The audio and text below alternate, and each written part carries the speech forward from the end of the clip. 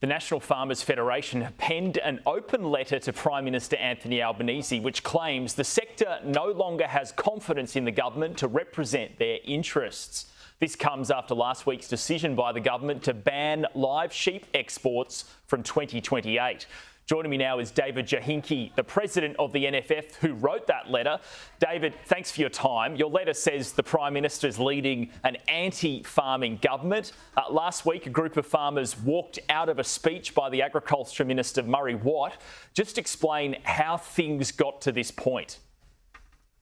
Well, for us, it started a long time ago when we look at the policies that the current government has been putting into place surrounding agriculture and how they've been consulting us. Quite frankly, in farmerland, there's a lot of frustration out there. There's a lot of angst about how they're being consulted, how farmers are not being listened to when policy's being developed. And to make it worse, we're also being quoted back to by other organisations that don't have agriculture at heart when we ask simple questions of why are you proceeding with this current piece of legislation? Where is the farmer input into developing the core basis of your decision? And where is the science and evidence? Because what we fear is there's a lot of idealism that is going into some of the decisions being made. And quite frankly, not only is that a slap in the face for the hardworking Australians who want to be a part of the solution, but more so, and we talk about this directly with the live sheep export of live sheep phase out, we were asked to make changes. We did the changes. We've invested, and yet we still get the same treatment as if we'd done nothing. Yeah, that decision to phase out live exports of sheep by 2028, how much communication was there between the farm sector and the government before they made that call? The government says that they went to the last two elections to explain that this would be one of their core promises. The first election they lost, the second election they announced it 15 days before the election. So we don't really see that as a credible core policy of the government. And then when pushed a little bit further, we asked, why are you doing this? And the explanation has been simply because we promised so. But going back even a little bit deeper than that, all agriculture was upset by what we saw by the absolute horrible images of how animals were being treated. And as a government, there was a decision to make sure that they joined with farmers to change the situation. And now we are world leaders. We are actually setting the highest animal welfare standards globally, and yet we're going to delete this industry.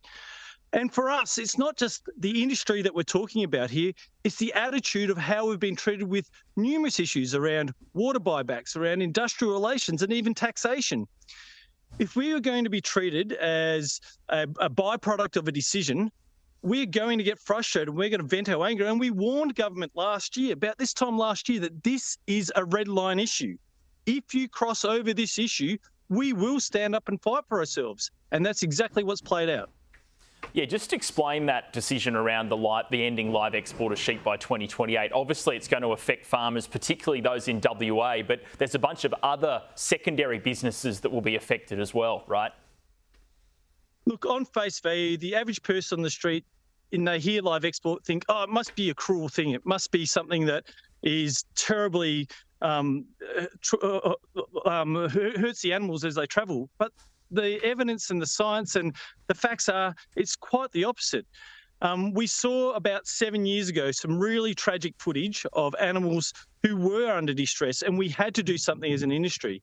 And so we put quality assurance programs called SCAS in place to ensure that when the animal leaves Australia right through to slaughter at its final destination, Australians have total oversight of how that animal's treated, and it's audited.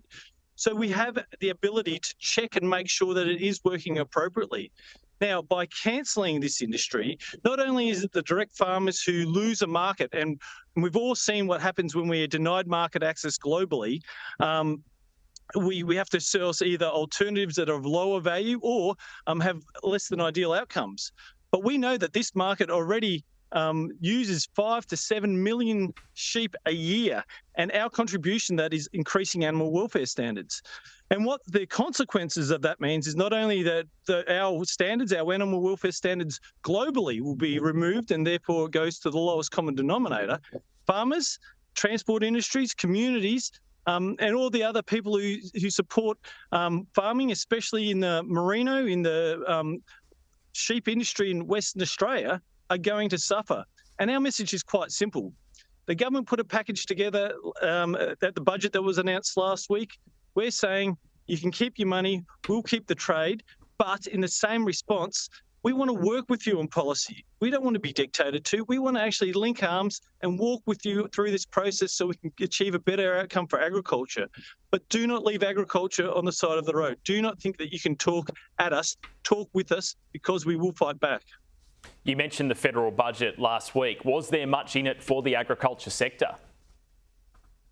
When we talk about the live trade, there was $107 million allocated to the phase-out over 4 years. We know of that $9 million's already been spent through the process to date, and then there's only $64 million that's actually allocated to people on the ground. And we fear that won't go to farmers. That will go to creating alternative processing capacity or other opportunities for third parties to come in, not the farmers who are going to be affected by the phase out. But once again, we've got to say it's not necessarily the phase out alone. There's a lot of issues that have caused us to get this frustration.